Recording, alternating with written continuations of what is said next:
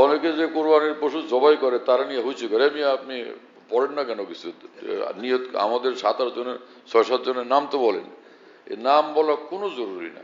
যারা যারা নিয়ত করছে যে এই কোরবানি আমার, তারটা আল্লাহ পাক দেখতেছেন শুনতেছেন, তারটা তার পক্ষেই কবুল হয়ে যাবে। খালি যেটা দরকার সেটা হলো জবাই করার সময় বিসমিল্লাহ আল্লাহু আকবার বলা, তাই না? বিসমিল্লাহ আল্লাহু আকবার বলে জবাই করবে। আর যে জবাই করবে সে পুরাটা, ওই রগগুলো 3টা রগ আছে না বড় বড়, সেগুলোকে একদম পুরা কেটে ফেলবে। এটা কাটা জরুরি। হ্যাঁ, এই দুর্বল মানুষ অনেকে বলে যে বরকতের জন্য আপনি বিসমিল্লাহ করে দেন, বিসমিল্লাহ আল্লাহু আকবার করে দেন, একটু টান দেয়, পরে বাকি আরেকজনে আবার ধরে। এইরকম যদি হয় যে পূর্ণ জবাইটা সে করে নাই, আরো 1-2 জনে পরে আবার ধরছে, সেও ওই ছুরি টানতেছে, ছুরি চালাইতেছে, তাহলে তারও কিন্তু বিসমিল্লাহ আল্লাহু আকবার বলতে হবে। প্রথম যে ব্যক্তি বিসমিল্লাহ আল্লাহু আকবার বলে জবাই করে, তার তার তার জবাইয়ের দ্বারাই যদি রগগুলো কাটা হয়ে যায়, বড় রগগুলো, তাহলে পরে যারা সহযোগিতাকারী এমনি একটু বাকি টানে টুনে দেখে কি হয়েছে, সেটা কোনো জরুরিও না, কিন্তু সেটা করলেও তাদের বিসমিল্লাহ আল্লাহু আকবার বলতে হবে না। কিন্তু যদি এরকম হয় যে প্রথম যিনি জবাই করলেন তিনি পুরোটা রগগুলো কাটার মতো জবাই করতে পারেন নাই, তাহলে এখনো তো জবাই হয়ই নেই।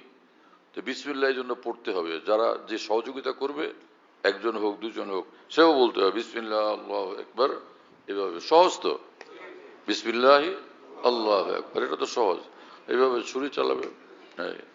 আর না হলেও জানোয়ার হালাল হবে না। হ্যাঁ, আল্লাহ তাআলা আমাদেরকে সহিভাবে সুন্নত মোতাবেক, দিন মোতাবেক আমল করার তৌফিক দান করেন।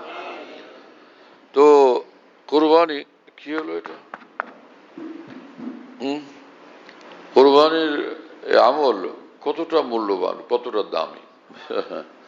সুবহানাল্লাহ বিহামদি। কোরবানির পশুকে মানুষ একবার দেখে না, বারবার দেখে, বারবার দেখে, বারবার দেখে, গিয়ে গিয়ে দেখে, ওর মাথায় হাত দেয়, পিঠে হাত দেয়, দাঁড়ায় মজা করে দেখে।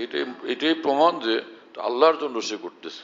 এই জন্য এতটা মহব্বত লাগে একটা পশুর জন্য, এতটা মহব্বত লাগে। হ্যাঁ, সুবহানাল্লাহ তাআলা বিহামদি।